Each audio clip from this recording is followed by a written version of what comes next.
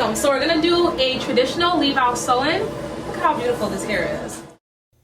To begin a traditional leave-out sew-in, I am sectioning out my client's leave-out, and I'm going to be doing a deep side part with minimal leave-out. I'm going over the section of the leave-out, and then we're gonna start the braid pattern. This is the final braid pattern. It's gonna be a side part with the minimal leave-out in the front, and the braids are gonna be all cornrow back.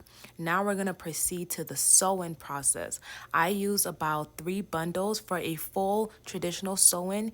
The minimal is 3 bundles. Depending on if you have thin hair, you can use 2 to 3 bundles. If you want your hair to be super full, you can use up to 4 bundles or more. But typical, all you need is 3 bundles for a full traditional sew-in installment.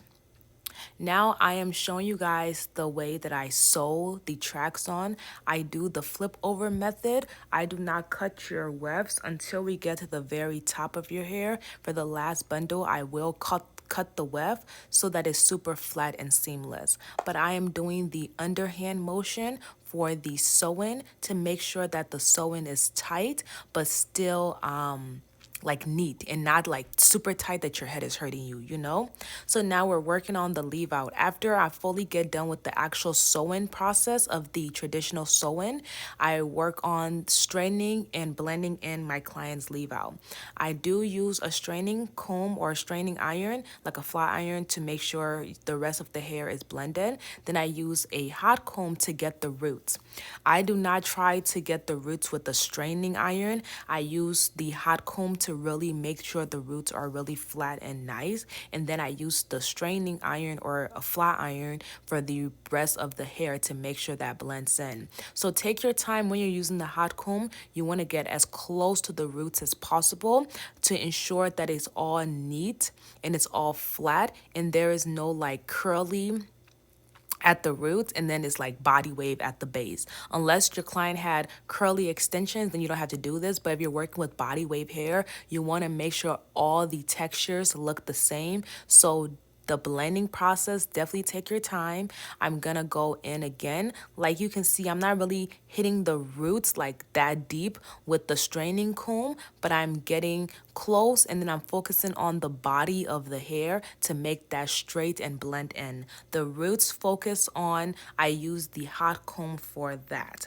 After we get done with the root part, we go into like, you know, styling of the hairline or styling of the leave out. I'm gonna create my client's baby hair. To create the baby hair, I'm using the Eco Styling Gel, and I am just sectioning out what I'm going to be creating the baby hair as. So we just want 2 swoops of baby hairs on the side or edges, nothing too dramatic.